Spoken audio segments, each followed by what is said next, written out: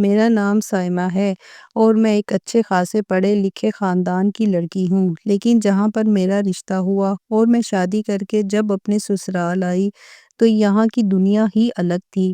میری شادی کے تیسرے دن سے میری ساس نے شوہر کے کمرے سے الگ کر دیا کہ تم اب الگ کمرے میں سویا کرو گی، اور سارے گھر کا کام بھی مجھ پر لگا دیا۔ میں پہلے تو سمجھی کہ یہاں کے رواج الگ ہیں، پر میں غلط تھی۔ میری ساس روزانہ دودھ کے گلاس میں کچھ گھول کر چھت پہ چلی جاتی، کیونکہ ہمارا سٹور روم وہاں تھا اور میری ساس کو بھی دودھ سے الرجی تھی اور مجھے سختی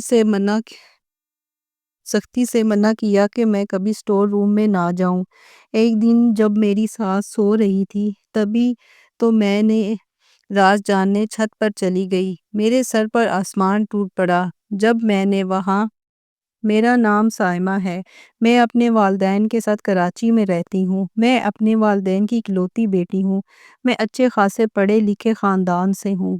میرے والد کاروباری آدمی تھے۔ ان کے بڑے بھائی بھی والد کے ساتھ ہی کاروبار کرتے تھے۔ بابا سے چھوٹی ان کی 2 بہنیں تھیں، پھر 2 بھائی۔ یوں وہ اچھے بہن بھائی تھے۔ بابا کے دونوں بہنوں کی شادی ملک سے باہر ہوئی تھی۔ ان کے سسرال والے بھی کاروباری لوگ تھے۔ جب بڑی بہن کی شادی ہوئی تبھی بڑے بھائی یعنی میرے تایا جان کی شادی بھی ہو چکی تھی اور وہ بھی کراچی میں رہتے تھے۔ بڑی پھپھو اپنے سسرال والوں کے ساتھ دبئی میں رہتی تھی۔ ان کے شوہر بھی کاروبار کرتے تھے۔ مجھے پڑھنے کا بہت شوق تھا، اس لیے میں ہر کلاس میں اول آتی، جس کی وجہ سے سارا اسکول اور خاندان مجھ سے متاثر تھا۔ میں اس وقت 10ویں کلاس میں تھی جب ایک دن اچانک مما کی طبیعت خراب ہو گئی۔ کافی دن وہ بخار میں تپتی رہیں، جس کی وجہ سے میں اسکول نہ جا سکی۔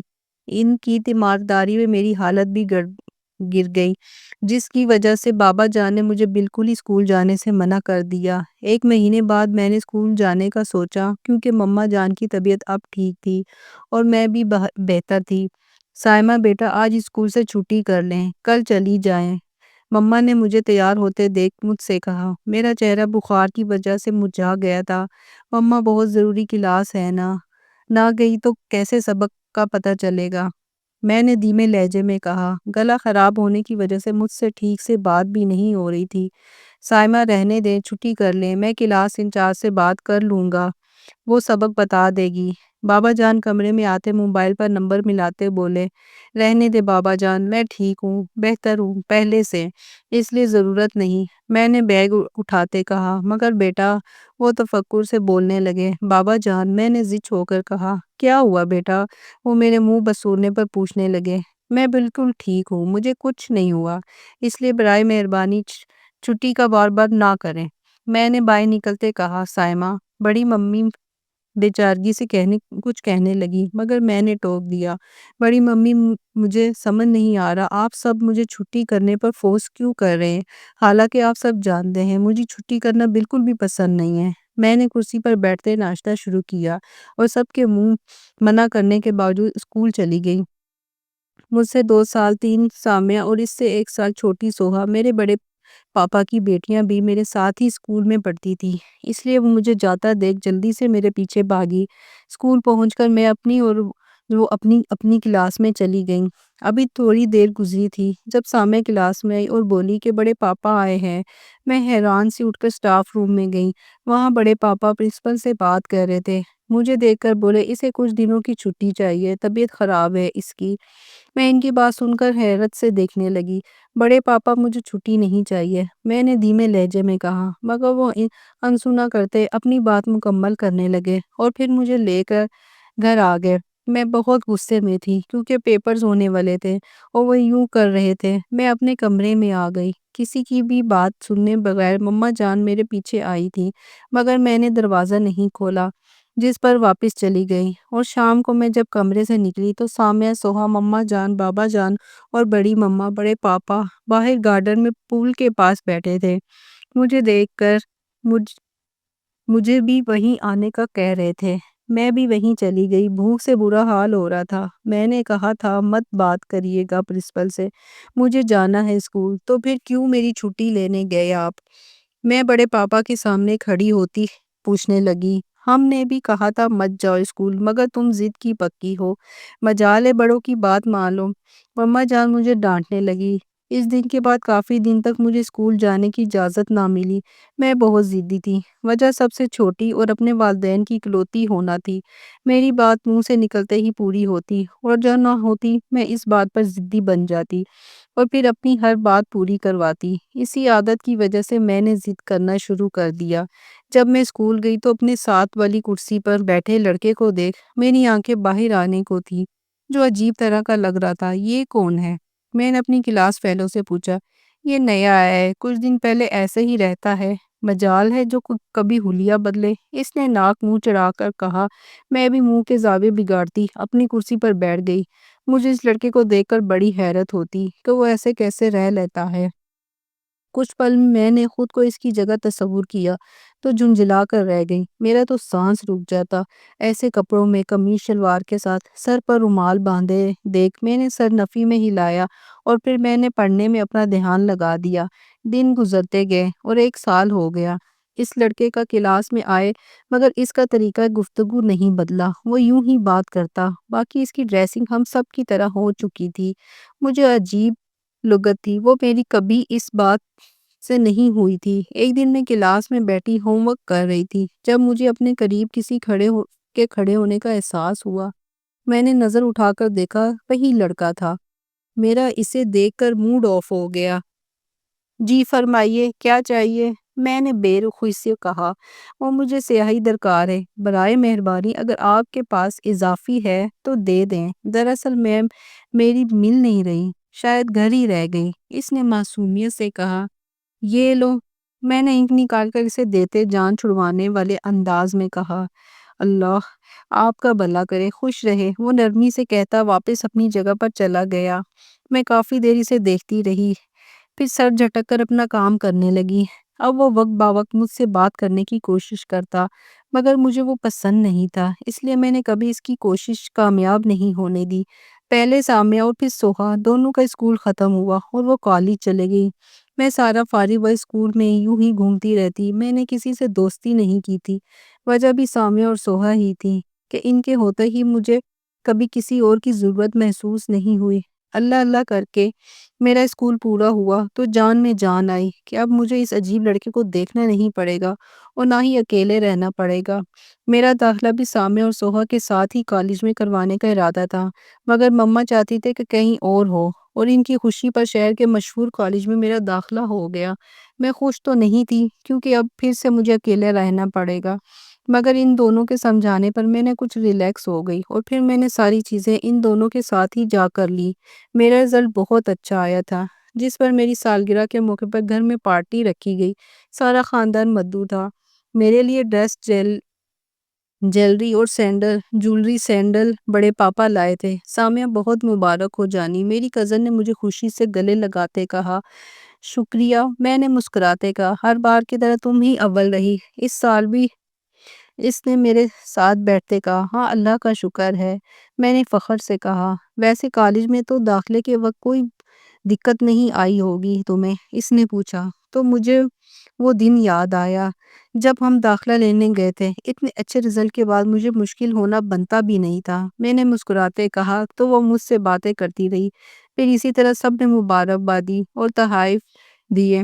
میں دل سے خوش تھی، سب کے سامنے میری تعریف ہو رہی تھی، ہر چہرے پر خوشی تھی۔ کچھ ہی لوگ تھے جنہیں میرا یوں کامیاب ہونا پسند نہیں تھا، مجھے اس بات کا پتہ تھا، مگر فرق نہیں پڑتا تھا کیونکہ مما جان کہتی تھیں کہ اگر تم اس بارے میں سوچ کر ہلکان بھی ہو جاؤ تو تمہیں کیا حاصل ہوگا۔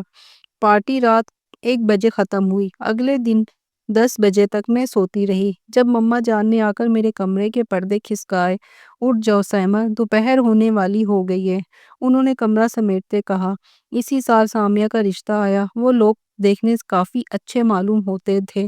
منگنی کرنے سے انہوں نے انکار کر دیا اور سیدھا شادی کا کہا، جس کی وجہ سے بڑے پاپا اور بابا جانی نے سوچنے کا وقت مانگا اور پھر کچھ دنوں بعد انہیں 3 مہینے بعد شادی کی تاریخ دینے کا فیصلہ کیا۔ یوں شادی کی تاریخ طے ہو گئی۔ شادی کی تیاریاں زور و شور سے چل رہی تھی۔ دونوں پھپھو آ چکی تھیں، گاؤں میں رہنے والے بڑے چاچو بھی آ چکے تھے۔ اب بس چھوٹے چاچا کا انتظار تھا جو لندن میں تھے۔ پورے گھر میں گہما گہمی جاری تھی۔ دور رہنے والے رشتہ دار بھی آ چکے تھے، چھوٹے چچا بھی آ گئے۔ ایک ہفتہ رہتا تھا شادی میں۔ میری اور باقی کزن کی ضد پر ڈھولکی رکھ لی گئی اور روز رات کو دیر تک ڈھولکی جاری رہتی۔ ہم سب شادی کے پروگراموں میں اس قدر مصروف ہو گئے کہ آس پاس کی خبر نہ رہی۔ یوں شادی کے سارے پروگرام خوش دلی سے مکمل ہو گئے۔ یار سامیہ کے بغیر دل نہیں لگ رہا، سوہا نے اداسی سے کہا۔ ہاں دل تو میرا بھی نہیں لگ رہا، میں نے بھی منہ بناتے کہا۔ تبھی مما جان وہاں آ گئی۔ کیا ہوا بچوں، اداس کیوں ہو؟ وہ ہمارے ساتھ ہی بیٹھتی پوچھنے لگی۔ سامی کی یاد آ رہی ہے، ہم دونوں نے ایک ایک زبان کہا تو وہ ہنس دی۔ اداس ہونے کی کیا ضرورت ہے، ان کے گھر چلی جاؤ، مل آؤ جا کر۔ وہ نارملی سے بولی۔ نہیں منا مما جان، ہمیں کہیں نہیں جانا، میں نے اٹھتے ہوئے کہا۔ کچھ ہی دیر ہے، پھر سوہا اور تمہاری شادی بھی ہو جائے گی، پھر کیا کرو گی؟ دونوں دیکھو بیٹا، ایک نہ ایک دن تو جانا ہے ہی پڑے گا، ہر لڑکی کا سسرال جانا روایت ہے۔ انہوں نے مجھے واپس بیٹھنے کا اشارہ کیا۔ لیکن چھوٹی مما، ایسے تو پھر آپ سب اکیلے رہ جائیں گے نا؟ سوہا نے کہا۔ بیٹا یہ تو بیٹیوں کے والدین کے نصیب ہیں، انہیں بیٹی رخصت کرنی پڑتی ہے، پھر چاہے اکیلے ہی رہنا پڑے۔ انہوں نے اداسی سے مسکراتے کہا۔ دن یوں ہی گزرتے رہے اور سوہا کی بھی شادی ہو گئی۔ میں سارا دن اکیلی گھر میں یہاں وہاں پاگلوں کی طرح پھرتی رہتی۔ ماما جان اور بڑی مامی مجھے کئی بار کہہ چکے تھے کسی کورس میں ایڈمیشن لے لو، مجھے نہیں جانا تھا کہیں۔ ایک دن میں گارڈن میں بیٹھی ناول پڑھ رہی تھی، جب گارڈن کا دروازہ کھولنے پر دو گاڑیاں اندر داخل ہوئیں۔ میں نے غور سے دیکھا مگر پہچان نہ سکی کہ کون ہے۔ پہلی گاڑی سے دو عورتیں اور دو لڑکے اترے۔ ان کا پہناوا دیکھ کر ہی میری آنکھیں اور منہ کھل گئے، مطلب عجیب تھے۔ وہ دوسری گاڑی سے ایک لڑکی ایک مرد اترا۔ میں وہیں کی وہیں کھڑی رہ گئی۔ السلام علیکم ورحمۃ اللہ وبرکاتہ، کیسے ہیں آپ سب؟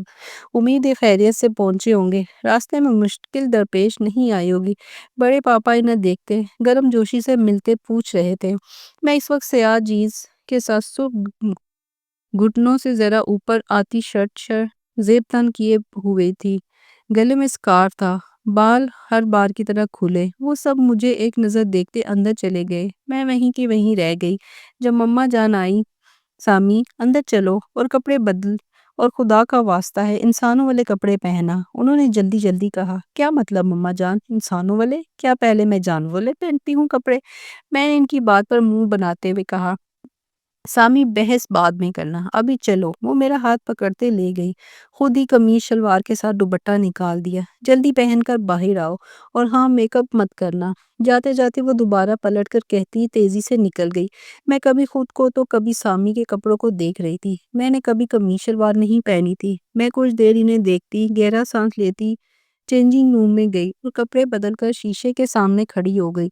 میک اپ کی تو ویسے بھی ضرورت نہیں تھی۔ میں نے نیچے جانے کا سوچا اور کچھ سوچنے کے بعد نیچے جانے لگی۔ لاؤنج کے پاس جا کر رکی۔ مما جان، بڑی ممی ان کے سامنے چائے وغیرہ رکھتی میزبانی کا حق ادا کر رہی تھی۔ بڑے پاپا اور بابا جان گفتگو میں مصروف تھے۔ آ جاؤ سائمہ، بڑے پاپا مجھے دیکھتے پکارنے لگے۔ میں سیدھا انہی کے پاس گئی۔ جاتے جاتے اونچی آواز میں سلام کر چکی تھی۔ ماشاءاللہ ماشاءاللہ، لڑکی تو بہت خوبصورت ہے، وہ عورت بولی۔ میں نے نظر اٹھا کر اسے دیکھا تو وہ مسکراتی مجھے ہی دیکھ کم گھور زیادہ رہی تھی۔ باقی سب کا بھی یہی حال تھا، وہ لوگ مجھے گھورتے جا رہے تھے۔ مجھے گھبراہٹ ہونے لگی، میں نے اٹھنا چاہا مگر مما جان کے اشارے پر بیٹھی رہ گئی۔ ہمیں یہ رشتہ منظور ہے۔ سامنے بیٹھی عورت کی بات سن کر میرے سر پر تو مانو ساتویں آسمان گر گئے۔ انہیں آنکھیں پھاڑے مما جان اور بابا جان کو دیکھنے لگی، پھر اٹھ کر بنا کسی کے سنے کمرے میں بھاگ گئی۔ میرا دل گھبرانے لگا، سانس رکنے لگی۔ کیا سچ میں میرے والدین میری شادی ایک جاہل خاندان میں کرنے جا رہے تھے؟ نہیں، ایسا نہیں ہو سکتا، وہ ایسا نہیں کر سکتے۔ یہ شادی نہیں کروں گی، میں نے فیصلہ کرتے کہا، اور پھر ان لوگوں کے جانے کا انتظار کرنے لگی۔ کافی دیر گزر گئی۔ جب باہر سے گاڑی کے ہارن کی آواز پر میں بھاگ کر کھڑکی کے پاس گئی اور باہر جھانکا، وہ لوگ جا چکے تھے۔ میں ان کے جانے کا یقین کرتی باہر نکلی۔ مما جان، بابا جان، کیا تھا یہ سب کچھ؟ میں تیزی سے سیڑھیاں اترتی چلا کر پوچھنے لگی تو وہ چاروں میری طرف متوجہ ہوئے۔ سامی میری بات سنو۔ مما جان میری طرف آئے۔ میں بات کرتی ہوں، تم کچن دیکھ لو۔ بڑی ممی اور مما جان کو کہا اور میری طرف آئیں۔ مما جان کچن میں چلی گئیں۔ اوپر آؤ۔ وہ میری طرف آتی میرا ہاتھ پکڑتی اوپر لے گئی۔ میرے کمرے میں لا کر انہوں نے دروازہ اندر سے بند کر دیا۔ میری بات سنو سائمہ، دیکھو بیٹا، بنا کچھ جانے کسی کی ذات پر بات کرنا غلط ہے۔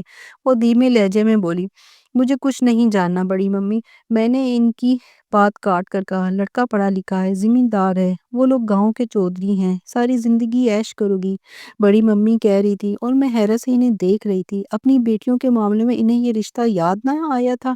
وہ کسی چیز کا بدلہ لے رہی تھی۔ کیا ہوا سائمہ؟ وہ مجھے دیکھتا دیکھ کندھے سے ہلاتی بولی، کچھ نہیں، میں نے مختصر کہا، اور واش روم میں چلی گئی۔ پیچھے وہ بھی چلی گئی۔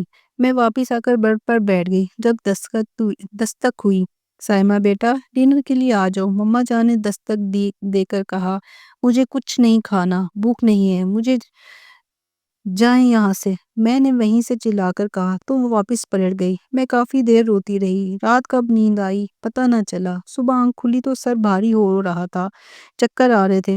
کل دوپہر اور رات کا کھانا نہیں کھایا تھا، ناشتے میں بھی صرف چائے پی تھی، اس لیے بھوک کی وجہ سے بخار ہو رہا تھا۔ میں نے چکراتے سر کے ساتھ جا کر منہ دھویا، واپس بیڈ پر آئی، سائڈ ٹیبل سے پانی کا گلاس اٹھایا اور منہ سے لگایا۔ 2 گھونٹ پانی پی کر واپس رکھنے کے بجائے غصے سے دیوار پر مارا۔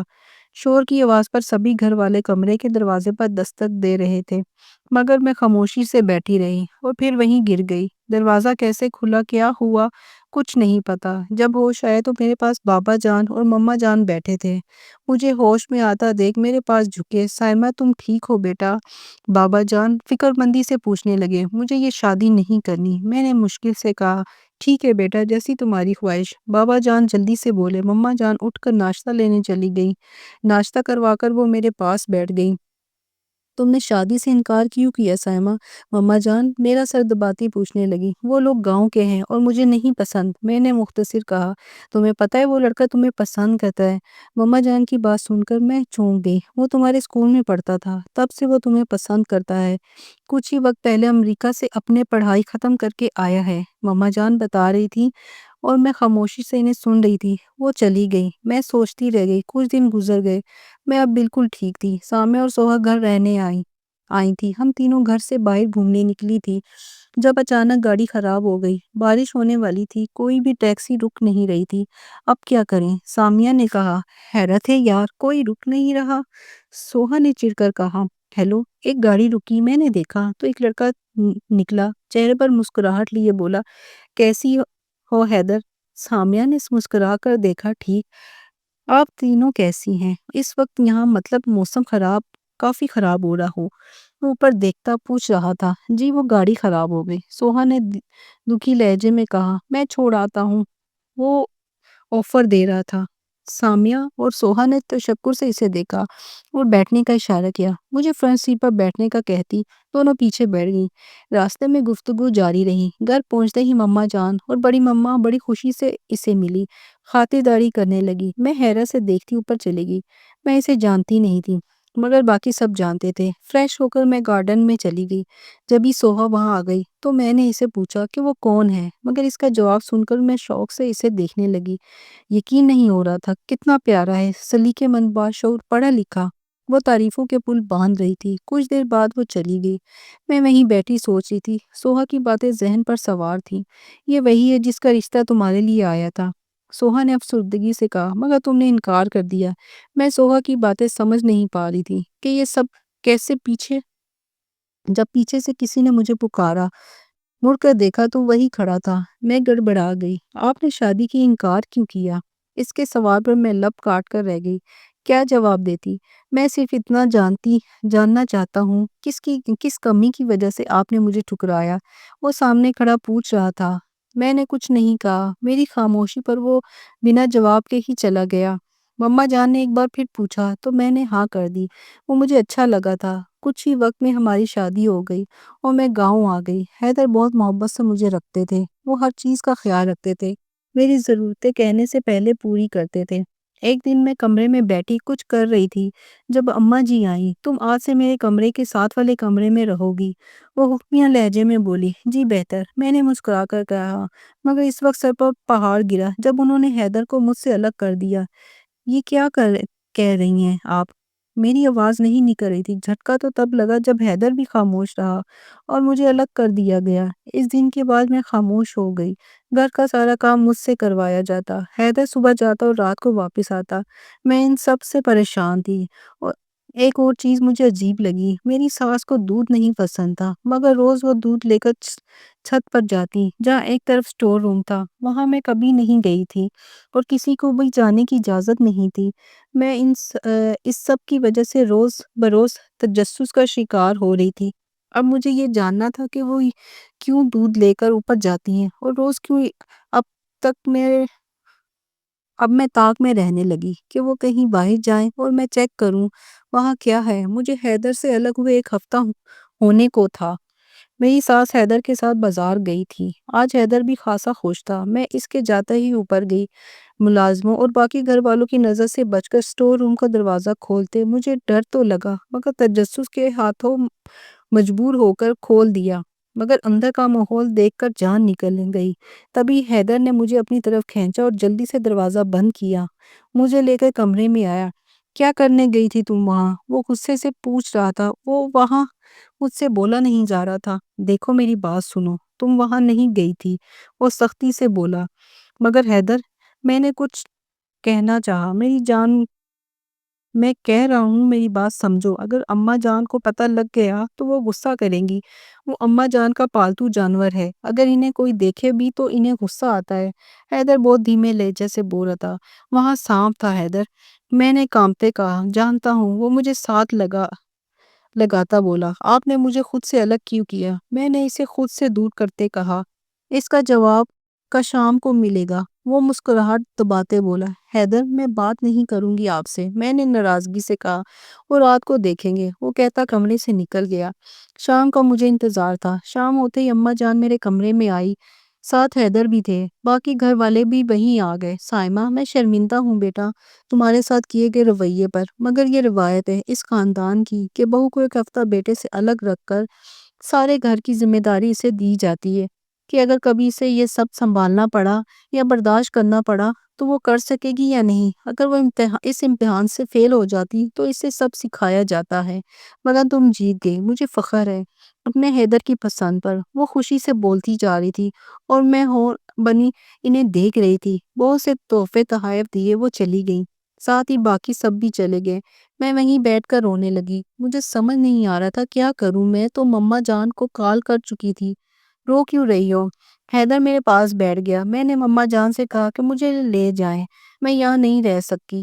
تم بھی مجھ سے بات نہیں کرتے ہو؟ وہ میری بات سن کر آنکھیں پھاڑے مجھے دیکھ رہا تھا۔ سچ میں یار، اف سامی، وہ سر پکڑتا بولا۔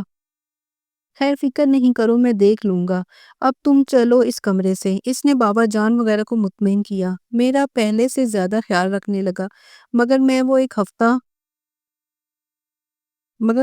ہفتہ نہیں بھول پاتی، وہ جو سانپ جو سٹور روم میں تھا۔